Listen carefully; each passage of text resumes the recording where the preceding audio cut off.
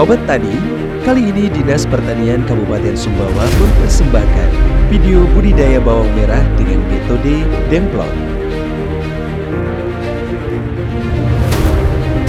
Bawang merah merupakan salah satu komoditas sayuran yang paling banyak dikonsumsi di Indonesia. Berdasarkan hasil survei sosial ekonomi 2021, rata-rata konsumsi per kapita komoditas bawang merah warga Indonesia mencapai 2,49 kg per bulannya.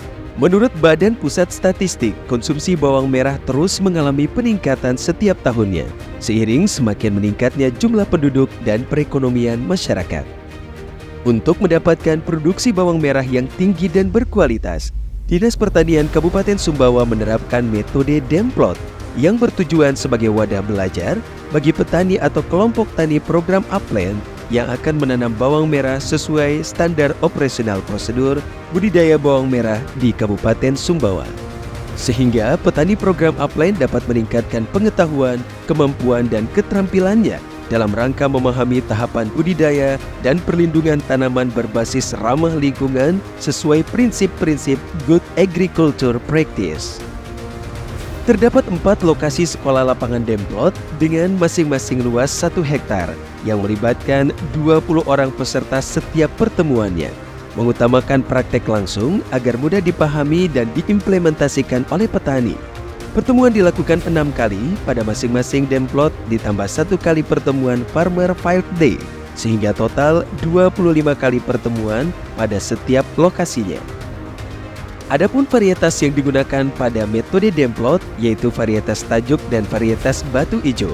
Tujuannya adalah untuk mengetahui daya adaptasi 2 varietas tersebut terhadap lingkungan di daerah Kabupaten Sumbawa.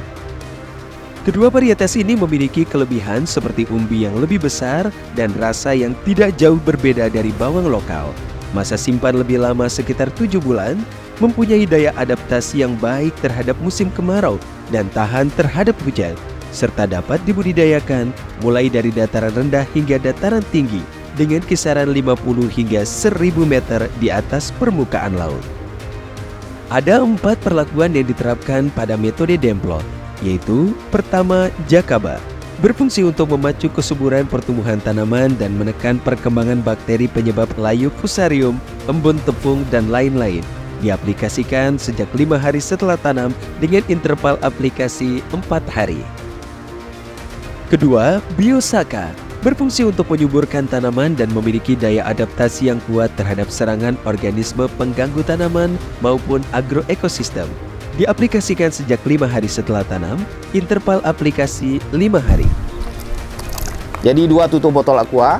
Kenapa sedikit? Karena kebutuhan yang dibutuhkan oleh tanaman hanya sedikit.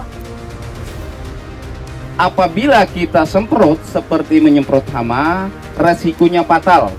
Daun tanaman bisa mengerucut. Ketiga, PGPR, berfungsi untuk melindungi tanaman dari serangan bakteri patogen dan memperbaiki struktur tanah. Diaplikasikan 2 hingga 3 hari sebelum tanam, interval aplikasi 10 hari.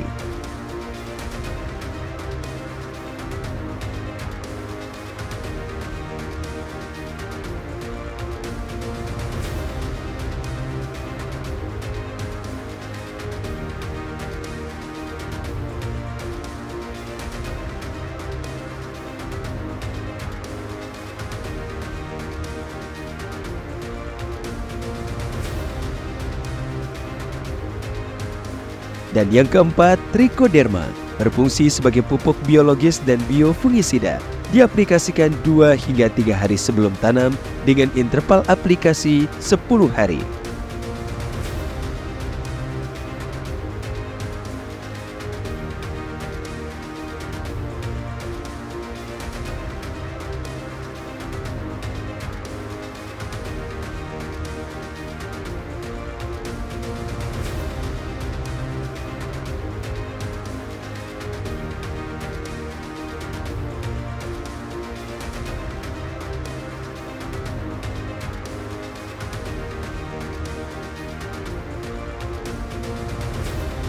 Tujuan dari penerapan keempat perlakuan tersebut adalah untuk mengetahui pengaruh pertumbuhan dan perkembangan tanaman, ketahanan terhadap OPT, serta produktivitasnya. Adapun tahapan pelaksanaan metode Demplot sebagai berikut. Pertama, melakukan pengolahan tanah. Dilakukan sekitar 10 hingga 15 hari sebelum tanam dengan standar pengolahan tanah yang disesuaikan dengan kondisi lahan. Pupuk dasar diberikan pada saat pembuatan bedengan terakhir sekitar 3 hingga 7 hari sebelum tanam, dilakukan dengan menaburkan secara merata ke lahan pertanaman menggunakan pupuk organik 5 hingga 10 ton per hektar. Selanjutnya, proses penanaman menggunakan benih unggul bermutu dari varietas batu ijo dan tajuk. Sebelumnya dilakukan pemotongan benih 1/3 bagian. Penanaman dilakukan dengan cara membenamkan 2/3 bagian benih pada lubang tanam dengan mata tunas menghadap ke atas. Jarak tanam 15 x 20 cm, jarak antar baris 15 sampai 20 cm, dan jarak tanam dalam barisan 15 cm. Pada pertumbuhan awal setelah tunas tumbuh merata, dilakukan penyiraman setiap hari sampai tanaman berumur 10 hari. Selanjutnya dilakukan 2 hari sekali sampai 5 hari menjelang panen. Pengairan sangat tergantung pada jenis tanah. Air harus selalu tersedia mulai dari penanaman sampai dengan menjelang panen.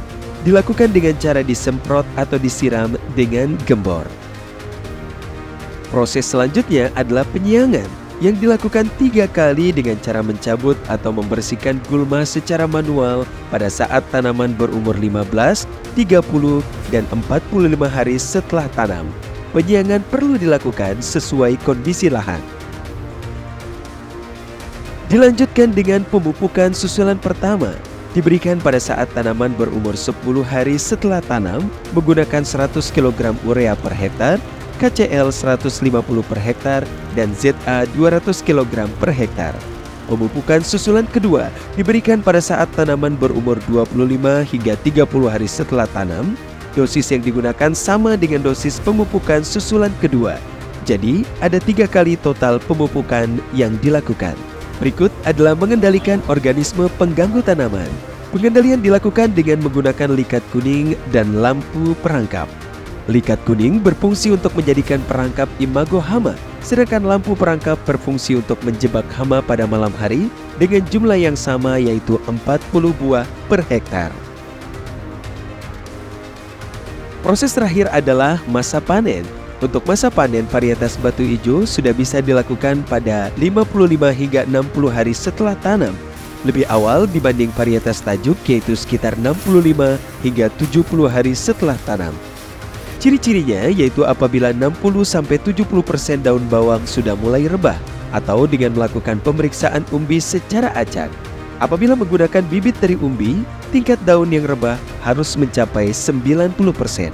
Adapun cara memanen bawang merah selanjutnya adalah memperhatikan tanaman yang sudah mulai bisa dipanen. Biasanya dalam rentang waktu 55 hingga 70 hari sejak tanam. Produktivitas bawang merah juga bervariasi, tergantung dengan iklim, cuaca, dan jenis bawang yang ditanam. Umbi bawang yang sudah dipanen akan melalui proses pengeringan terlebih dahulu. Untuk mengeringkan bawang merah, dilakukan dengan proses penjemuran selama 7 hingga 14 hari. Bila kadar air pada bawang telah turun menjadi 85%, berarti bawang sudah kering dan siap untuk dipasarkan.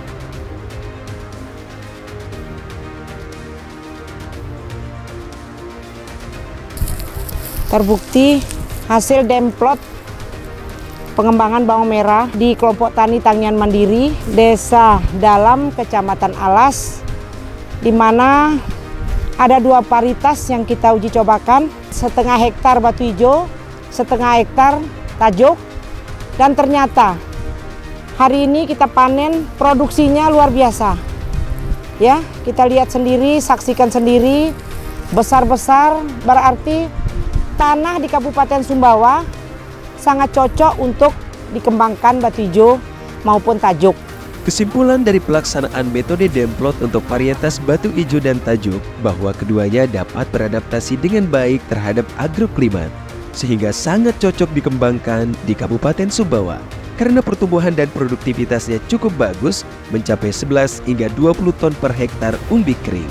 Semoga program Aplen ke depan semakin sukses. Terima kasih Bapak Menteri, Bapak Dirjen PSP, dan Ibu Paraka, Direktur Pengairan, mudah-mudahan ke depan petani di Kabupaten Sumbawa semakin sejahtera dengan program Upland yang sudah masuk di Kabupaten Sumbawa. Terima kasih. Dari 4 macam perlakuan, Biosaka menghasilkan produktivitas tertinggi disusul Jakaba, PGPR, dan Trichoderma. Sobat Tani, demikian tadi tahapan dan hasil dari implementasi metode demplot bawang merah terhadap varietas batu ijo dan tajuk di Kabupaten Sumbawa. Semoga video ini bermanfaat.